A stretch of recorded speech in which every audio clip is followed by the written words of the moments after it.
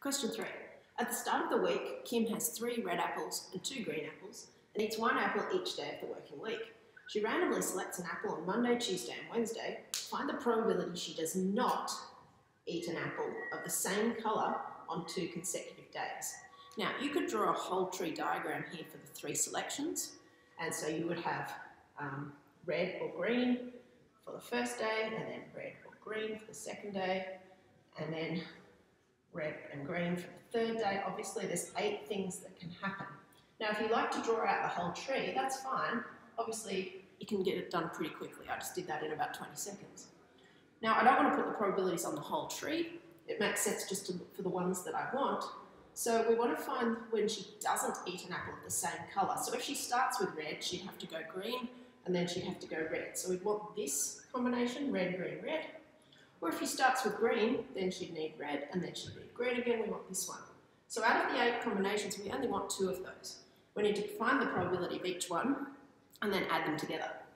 So think in the beginning here, she has 3 red apples and 2 greens, so the chances of getting red is 3/5. Down here we have 2/5. If she's already used a red apple up, then there's only 2 of them left out of the 4 remaining apples. So we have 2 out of 4 and 2 out of 4 here.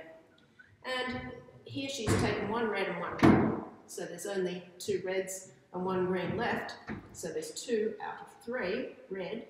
So to get to this point here, we've got 3/5 times 2/4, you can write that as a half, times 2/3.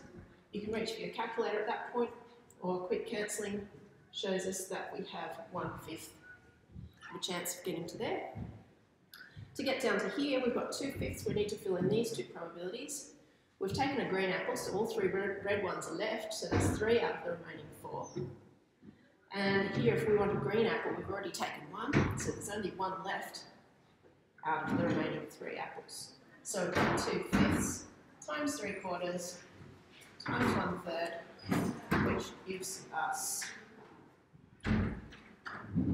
1/10.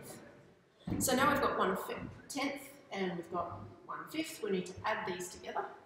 So 1/5, obviously you can reach for your calculator at this point, but 1/5 is 2/10, and we're adding it onto another 10, so we have the answer of 3/10, which is B.